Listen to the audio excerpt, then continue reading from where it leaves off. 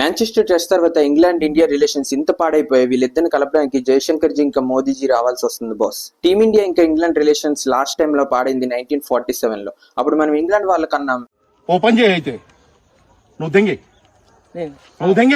ఇలానే Manchester test లో కూడా అయింది. బెన్ స్టోక్స్ జడ్డుబాయ్ దగ్గరికి వెళ్లి హ్యాండ్ షేక్ ఇవ్వడానికి వెళ్ళగానే జడ్డుబాయ్ అన్నాడు, ఆలోచించండి, నేను బెన్ స్టోక్స్ కి ఇంత పెద్ద ఫ్యాన్, కానీ ఇన్సిడెంట్ తర్వాత బెన్ స్టోక్స్ కనాలనిపించింది బెన్ స్టోక్స్. వీడి మ్యాచ్ అయిన తర్వాత జడేజాతో హ్యాండ్ షేక్ చేయాలి, కానీ హ్యాండ్ షేక్ చేయలేదు. బెన్ స్టోక్స్ మ్యాచ్ టైంలో డ్రా చేయండి అని ఇండియాకి అడిగితే జడ్డు వద్దు అన్నాడని. ఈ వీడియోలో మనం చేస్తాం బెన్ స్టోక్స్ కి roast. So friends, Manchester test లోకి వద్దాం. లంచ్ తర్వాత విషయం ఇది. లాస్ట్ డే మ్యాచ్ అవుతుంది. అరౌండ్ 30 ఓవర్స్ అయితే మిగిలి ఉన్నాయి. ఇక్కడ దాకా ఇంగ్లాండ్ టీమ్ కి నమ్మకం ఉండాలి, ఎలాగైనా ఫటాఫట్ ఓవర్స్ వేసి ఇండియాని ఆల్అౌట్ చేసేస్తే ఎక్కువ రన్స్ చేసి చేయడానికి ఉండదు అని. అందుకే మొత్తం బలం పెట్టి బౌలింగ్స్ వేశారు ఇంగ్లాండ్ కుర్రోళ్ళు. మధ్యలో బెన్ స్టోక్స్ అన్నాడు, వికెట్స్ ఇస్తారా ఇవ్వరా అంటే జడేజా సుందర్ అన్నారు. అయితే ఫ్రస్ట్రేషన్ తో ఉండాలి. ఈ టీం ఫస్ట్ ఓవర్ లోనే ఇండియాకి 2 వికెట్స్ తీశారు. మళ్ళీ 2 వికెట్స్ తీయడానికి 144 ఓవర్స్ పట్టింది. సుందర్ ఇంకా జడేజాతో ఇంగ్లాండ్ టీం ఆల్రెడీ అలిసిపోయి ఉంది. అలా డ్రింక్స్ బ్రేక్ టైంలో అంటే అరౌండ్ 15 ఓవర్స్ ఇంకా ఉన్నాయి. అప్పుడు బెన్ స్టోక్స్ వచ్చి జడేజా అంటాడు, పదండి మనం డ్రా చేసుకుందాం, చేయి కలపండి అని. జడేజా అప్పుడు సెంచరీకి దగ్గరలో ఉన్నాడు. అప్పుడు జడేజా అన్నాడు, మేము చేయి కలపం తమ్ముడు అని, మీరు ఇంకా బౌలింగ్ చేయాల్సిందే అని. అయితే ఈ మాట విని బెన్ స్టోక్స్ షాక్ అయ్యాడు. ఎందుకు డ్రా చేసుకోండి అని ఫోర్స్ చేశాడు. ఈ టైం అయినప్పటికీ ఇంగ్లాండ్ ప్లేయర్స్ అందరూ వచ్చి జడేజాకి ఫోర్స్ చేయడానికి చూశారు. ఫస్ట్ హ్యారీ బ్రోక్ వచ్చి సుందర్ కి అన్నాడు, గెట్ ఇట్ ఆన్ విత్, అంటే చేయి కలపండి, కంప్లీట్ చేయండి అని. అప్పుడు సుందర్ అన్నాడు.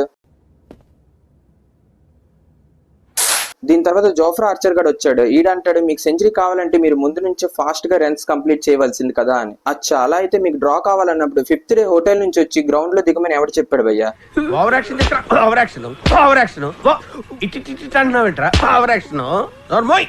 ఇదేంటిది, సెంచరీ ముందు చేసుకోవాల్సింది అండం ఏంటి? మా ఇష్టం, ఎప్పుడు ఇష్టం ఉంటే అప్పుడు సెంచరీ చేస్తాం భయ్. అయితే ఇందులోకి ఇంగ్లాండ్ ఓపెనర్ క్రాలీ కూడా వచ్చి అంటాడు, చేతులు కలపండి, డిస్కషన్ కంప్లీట్ చేయండి అని. అప్పుడు జడేజా అన్నాడు, నేను మరీ అంత ఎదవలా కనపడుతున్నారా? ఓ మాదిరిగా కూడా కనపడలేదా? బెండగడ్ గారు అన్నాడు, మీకు ఇంకెంత టైం కావాలి సెంచరీ చేయడానికి? ఇంకో గంట సేపు ఆడతారా ఏంటి అని. భయ్ ఆడతాం, 1 గంట ఏంటి, మొత్తం డే అంతా ఆడతాం, మీరు ఏటి ఆడాలో ఆడి చూపించారు, 7 పేకాలో పీకిశారు. కానీ దీనికన్నా బెన్ స్టోక్స్ అన్న మాటలకి నాకు షాకింగ్ అనిపించింది. బెన్ స్టోక్స్ తో చేతులు కలపడానికి జడేజా ఇష్టం లేదు అన్నప్పుడు వీళ్ళు సెంచరీ కోసమే ఆడుతున్నారు అని బెన్ స్టోక్స్ కి అర్థమైంది. బెన్ స్టోక్స్ అన్నాడు, అయితే మీరు బెండకెడ్ హ్యారీ బ్రోక్ బౌలింగ్ లో సెంచరీ చేయాలనుకుంటున్నారా అని స్మైల్ ఇచ్చాడు. అయితే జడేజా గొడవని పెద్ద చేయడానికి చూడలేదు. బెన్ స్టోక్స్ కి అన్నాడు, చిన్న భాష డిసిజన్ ఇది అని. చిన్న భాషకి చెప్పు. ఇవన్నీ వేషాలు చూసి మీకు అనిపిస్తుంది చలాజా బెన్ స్టోక్స్. బెన్ స్టోక్స్ కోపంలో డకేట్ ఇంకా హ్యారీ బ్రోక్ తో బౌలింగ్ చేయడం స్టార్ట్ చేశాడు. అంటే ఇలా ప్రూవ్ చేయాలనుకున్నాడు. జడేజా ఇంకా సుందర్ చూడండి, మా టీం పార్ట్ టైం బౌలర్స్ కి కొట్టేసి వీళ్ళు సెంచరీ చేశారు అని. అరే బై బెన్ స్టోక్స్ విను, సుందర్ ఇంకా జడేజా ఇద్దరు సెంచరీ డిజర్వ్ చేస్తారు. Last 2-3 overs part time bowlers తో బౌలింగ్ చేయించి చెప్పాల్సిన అవసరం లేదు, వీళ్ళు చిన్న బౌలర్స్ మీద రన్స్ చేశారు అని. మీరు ఏం పేకల 2 డేస్ మొత్తం ప్రైమ్ బౌలర్స్ తో బౌలింగ్ చేయించి పీకేశారు. నాకు అనిపించింది నిన్నటి మ్యాచ్ లో విరాట్ కోహ్లీ ఉండుంటే సిచ్యువేషన్ వేరేలా ఉంది. బెన్ స్టోక్స్ కి అమ్మ నా బూతులు తిట్టేవాడు, బోనస్ గా నెక్స్ట్ మ్యాచ్ లో కొత్త చెక్కేసేవాడు, అది బోనస్. ఎవర్రా మీరు, మీతో మేము చేయి కలపరా బాయ్, అయినా మేము చాలా హైజీన్. మీరు ఎరిగిన తర్వాత పేపర్ తో తుడుచుకుంటారు, మేము చాలా హైజీనిక్.